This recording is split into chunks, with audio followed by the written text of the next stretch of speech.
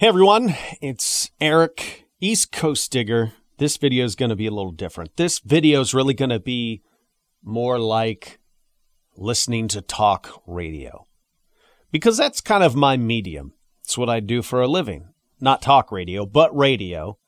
And the spoken word in a thought out, sort of written manner is where my brain works best. And with all the things that have gone on in the last couple of races, it's been a minute since I've put out a video.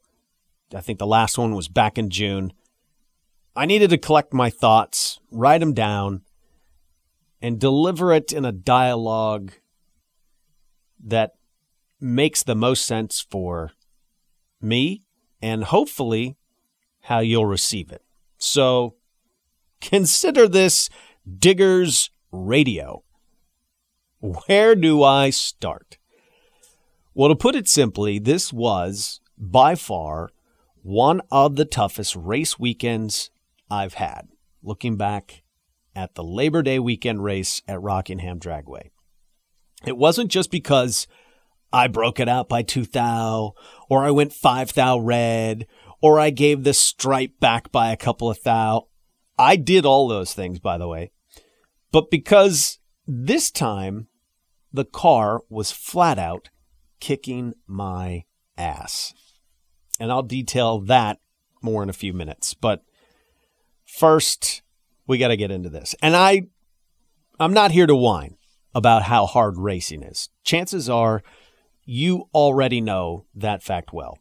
And I don't think you tune in to hear me bitching about it either. However, after reflecting back on this event, for some odd reason, I found the line from JFK's famous moon speech playing over and over in my head. We choose to do these things not because they are easy, but because they are hard. And maybe that's why I choose to race. Now, I have to imagine that every serious racer has asked themselves this question: why in the hell am I doing this? So I think I want this video, perhaps I need this video, to be about why am I racing? Why am I so damn obsessed with doing this thing that seems to have so little reward? You've heard all the diggers speak about racing being our family's tradition or legacy, dating back to my grandfather, Chuck White. And while I have a profound drive to make my family proud, I think living up to that alone isn't enough to keep me grinding away at this. Mom and Dad came out to join Liam and I at this race, and that was so great to have them there. I really wish it was like that for every race weekend.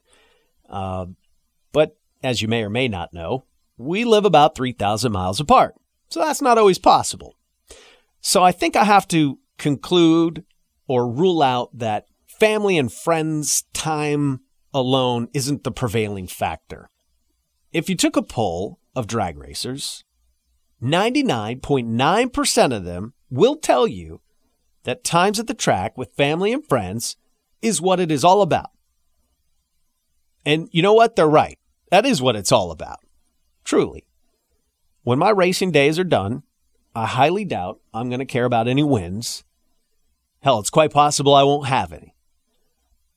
But what I know I'm going to miss, what I'll pine away for, are those times Liam and I had playing Pac-Man Monopoly or Yahtzee in the RV, walking around the track at night, listening to radio, watching races from the grandstands, and eating way too much ice cream. That's truly where my heart lies in this thing called racing.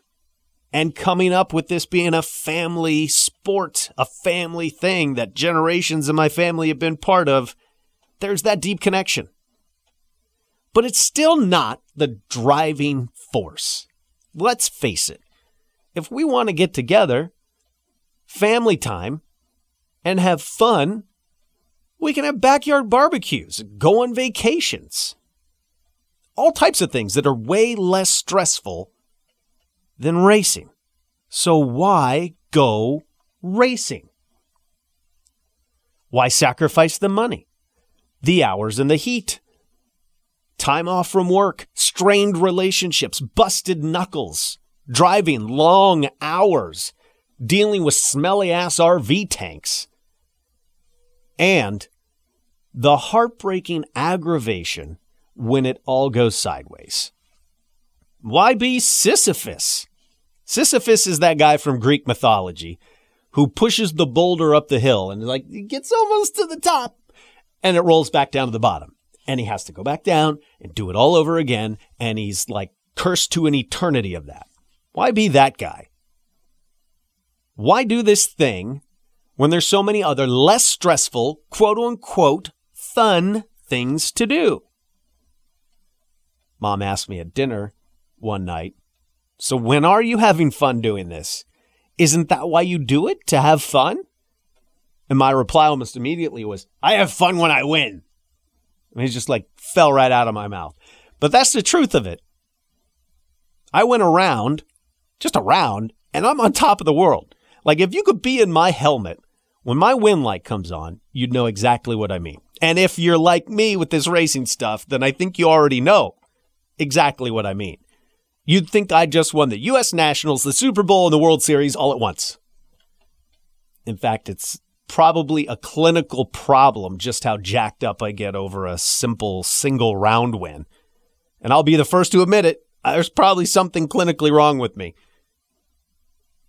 And there is, in part, what is so damn addictive about this sport. The intensity. But with the highs that intense come the lows. The balance. The equal and opposite reaction. There's a price to pay for those extreme highs. The lows are so low. So after all this yammering on with my internal dialogue, have I even answered my question?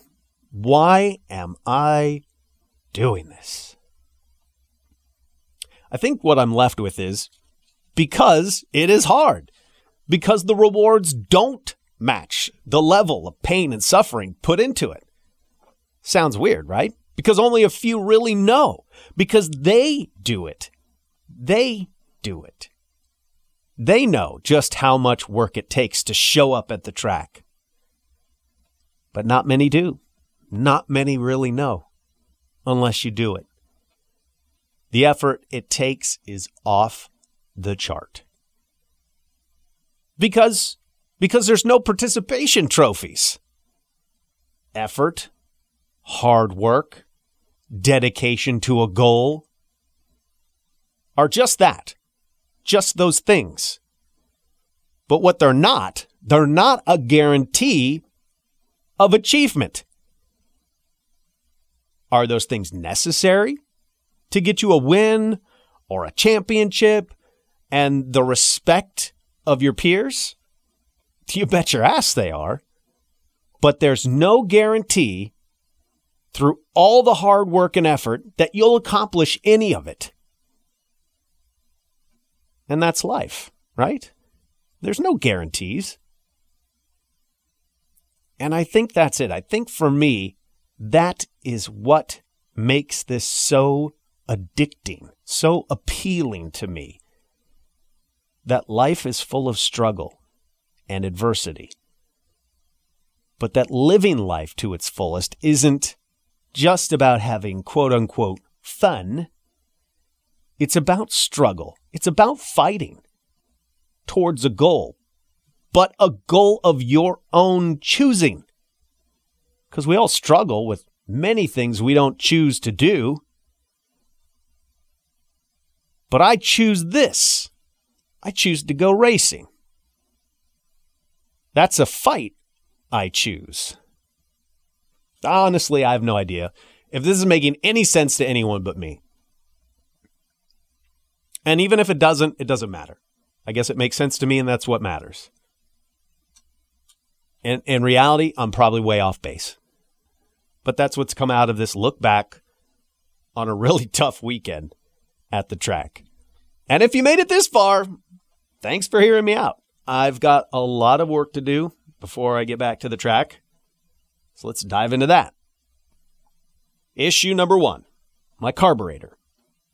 After developing a stumble the last time out in August, I went through the entire carb, rebuilt it.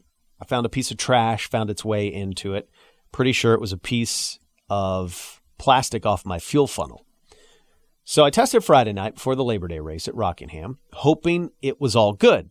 It wasn't. The car stumbled again. Now, thankfully, after thrashing on it some more, getting all the linkages right again, by Saturday morning, it was back to working correctly. Stumble problem solved. Issue number 2. While backing up out of my pit space, the car rolled about a foot and then stopped. I'm supposed to go up for first round. This is for first round, trying to back up and go. So we start thrashing on the car. Thankfully, I didn't lose reverse because of the transmission. It's fine. But my delay box, we found, had kicked into an error mode. Now, I've come to find out it's actually a protection mode, that when the K&R Pro Cube sees a spike in current, it trips an internal circuit breaker, essentially to keep the box from getting fried.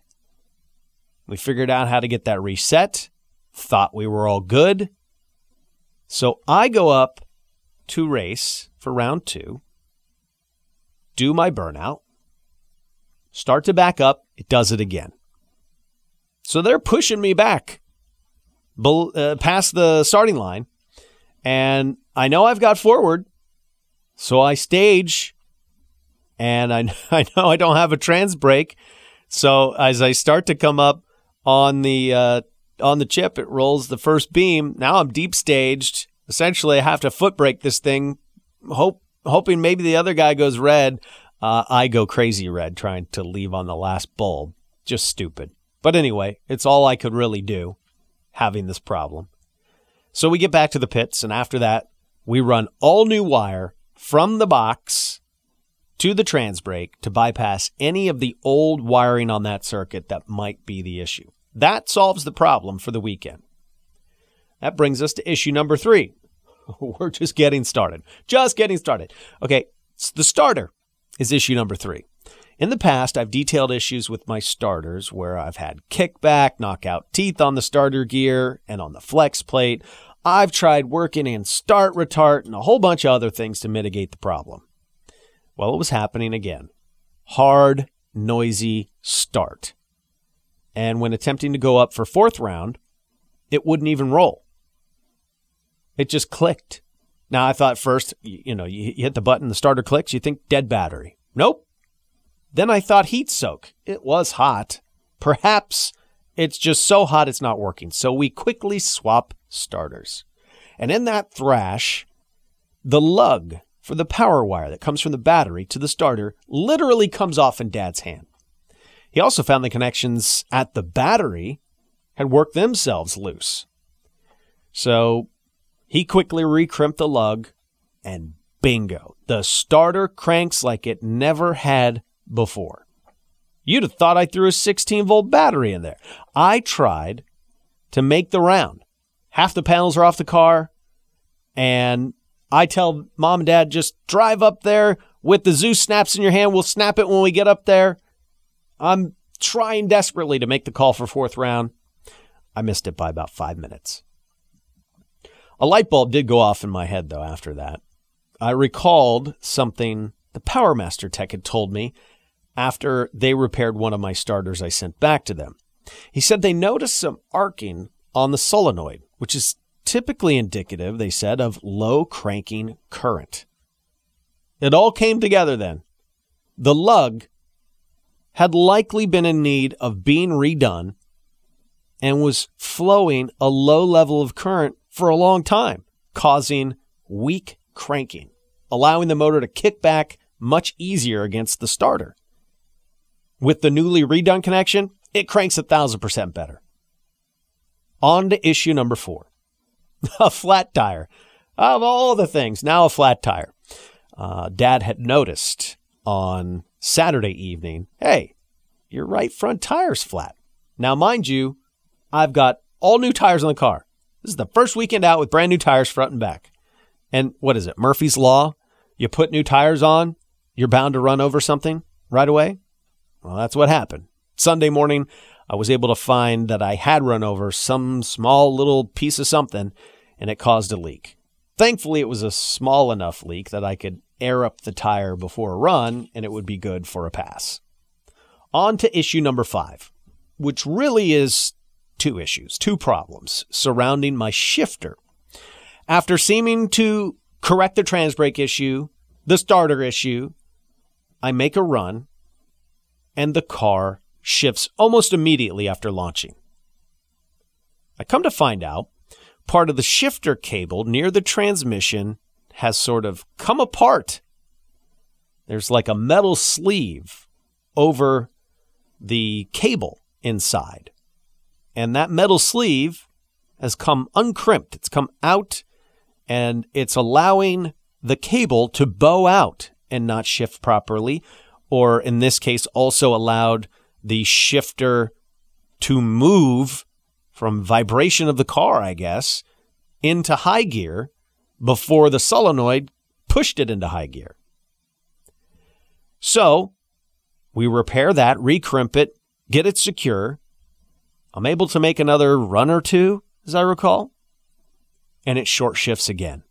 Mind you, Dad has been checking on the starting line before I pull into the beams, giving me a thumbs up that the linkage looks good. Still doesn't. Takes me out of competition at the end of the day on Monday. Short shift, because it kills my ET by about 0.2. I go from making a 5:05 pass to a 5:25 pass. Basically a high gear only run. So, I've either got a shorted wire, a malfunction with my delay box. K&R Pro Cube also is a timer that shifts the car on time. I've got it set for 2 seconds. Or it's the shift solenoid itself. Now, I've checked wires. I've moved them around.